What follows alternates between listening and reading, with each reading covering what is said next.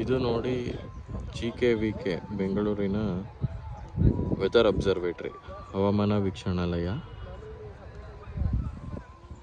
ಇದು ಸ್ವಯಂಚಾಲಿತ ಮಳೆ ಮಾಪಕ. ಇದು ಸಾಮಾನ್ಯ ಮಳೆ ಮಾಪಕ. ಇದು ಆರ್ಡಿನರಿ ರೈನ್ ಗೇಜ್ ಅಂತ ಕರಿತೀವಿ. ಕನಿಷ್ಠ ಉಷ್ಣಾಂಶ ಮಾಪಕ ಮತ್ತು ಗರಿಷ್ಠ ಉಷ್ಣಾಂಶ ಮಾಪಕ ಗೊತ್ತಾಗತ್ತೆ. ಹಾಗಂದರೆ ಮಿನಿಮಮ್ ಟೆಂಪ್ರೇಚರು ಗೊತ್ತಾಗುತ್ತೆ, ಮ್ಯಾಕ್ಸಿಮಮ್ ಟೆಂಪ್ರೇಚರು ಗೊತ್ತಾಗುತ್ತೆ.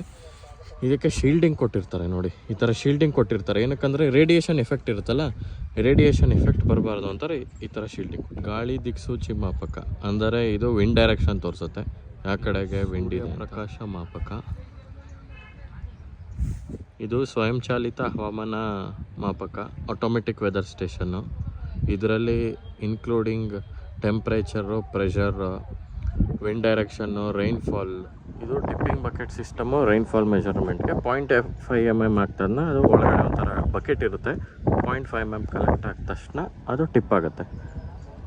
ಸೊ ಎಷ್ಟಾಗಿದೆ ಅಂತ ನಮಗೆ ಆನ್ಲೈನಲ್ಲಿ ಗೊತ್ತಾಗುತ್ತೆ.